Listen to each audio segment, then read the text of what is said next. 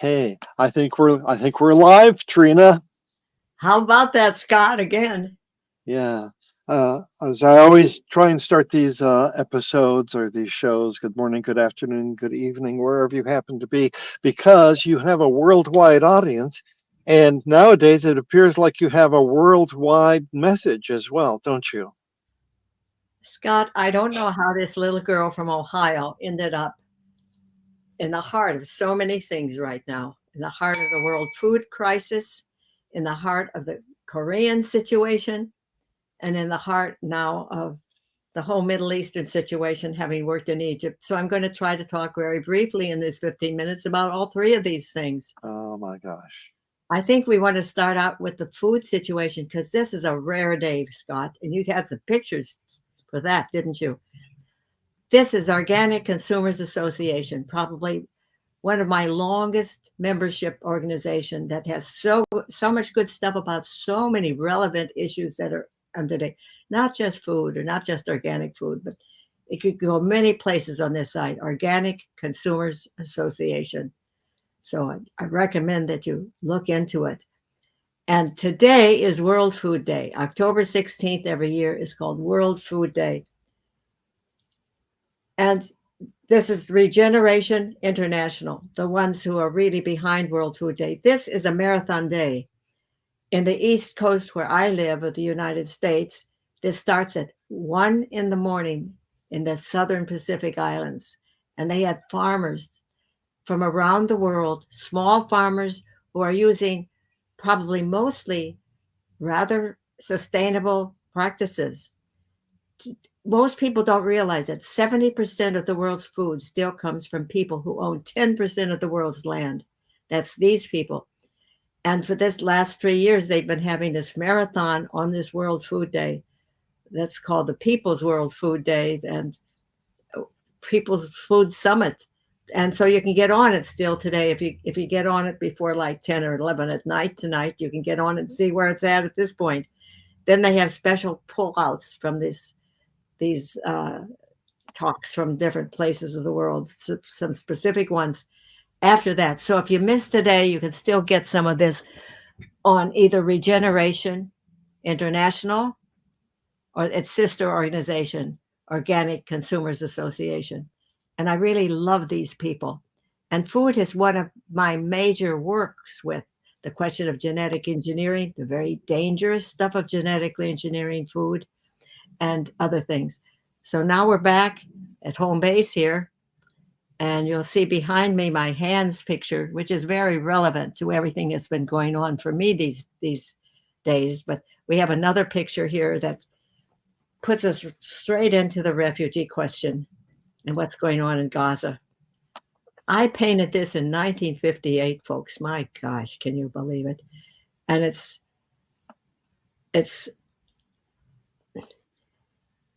I'm thinking of those mothers without electricity, without light, without food, without water, being told they have to evacuate to a place where there's no hospitality provided for them. Over 1 million people are asked to do that, to be pushed out of one part of Gaza, which has 1.2 million people in it. And somebody said this is about the size of Detroit. This is an impossible situation, and it just breaks one's heart. One hardly knows how to think about this kind of awful situation. So at 3 o'clock today, I'll be on with my major group, which I have joined. I didn't just join it with this catastrophe. I joined it over a year ago because this is the Jewish Voice for Peace. Now, I'm a Catholic Christian, but they really appreciate allies. And this is an all Jewish led outfit that's been working for justice for the Palestinians for many, many decades. And so this has been going on a very long time, this problem over there. It's colonial settler way of governing things. And the United States knows a lot about that since we threw out the Indians who are here first. So the lie that was promoted back then is that there's a land without a people and a people without a land that justified it. And I think this is This is the Jewish Voice for Peace logo. Scott, did you bring that up Yeah. too? Yes. Yes. This is the website. Good job. Yeah. Good job, Scott. Thank you. Yeah. Look at So that. there we go. So this is, they want you to join. So Jewish Voice for Peace, join. Just if you can't participate actively, join them. Just join them because the numbers can count. And what they said yesterday at the 3 o'clock power hour that I'm going to go to right after this again is that the numbers count a lot, and that this violence will not stop until there's a lot of international pressure. So they're having rallies today in DC, and there's another big rally. And Wednesday, I think at 92, my job is probably to stay right here and work from home on these matters that I've been thrown into. And I'm thrown into it partly because I was evacuated from Egypt during the Six-Day War in 1967. And I was working in Upper Egypt developing a girls' co-op when there was another war that went on. And they decided that this blonde American who didn't speak much Arabic better get out of where she was and get to Cairo so I could get then the first boat that would come to take us away. So there's a lot more to that story, but that's how I got so involved with this. So how did I find myself so involved with the Koreans that I've invited twice now to the UN rallies? That's because my book has become a favorite in Korea. So most adults know it from their school system where it was for many years. And I got involved with this Gaza and this whole Middle Eastern thing very much because of my involvement in working in Egypt and being very much involved with the whole Muslim Christian cooperation that we had at our center there. We worked with both Muslim and Christian girls, not Catholic girls because it was all Christian Orthodox and Muslim in the 50,000 people town that I lived in. So those signs behind me, that's my famous hand sign that I first did in 1963 for the first Civil Rights March, and then pulled it out again when we had our problems a couple of years ago. The whole question of working together racially. But I'm so thrilled it's worked for everything. It's worked now for North and South unification for Korea, and it works for Arab and Jewish people working together in wherever.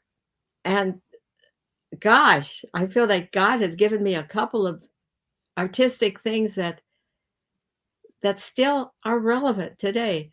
And one of the things I'm being reminded of in all the people that I'm referring to is the great danger if we don't go to peace right now in Israel, Palestine. If we don't get cooler heads to think this through more historically, we will move toward nuclear issues and toward a world where the world is more divided than ever. And we Americans will not be better off, nor will the world be better off. And we have to stand up for peace and justice and sharing. And my theme in life right now is radical sharing, freely chosen. Scott, I think you've decided that should be the name of this little program we're doing now. Radical sharing, freely chosen. That means not let's be pushed by a capitalist consumer society on one side or a communist control society on the other side, which can start to look very much like each other, have taken to their extremes. We don't want a lethargy in the middle of people who don't care. We want people who are willing to die for what they believe and give themselves, hopefully, while they're living with all they have for love and for sharing and for making the world the beautiful place it can be. That means becoming our butterfly selves, not crawling over others to get to the top of the pillar by climbing over others, but realizing we have to get off the pillars, enter the cocoon, and dare emerge to carry the love of one flower to the other and drink their sweet nectar with whoever we're given to meet in our lives. So I really thank you for watching, and I thank you for helping. And I'm available somehow to get through to me and send you more links if you want them. And thank you, Scott, so much for making this possible. I'd never be able to do it by myself, Scott. So thanks.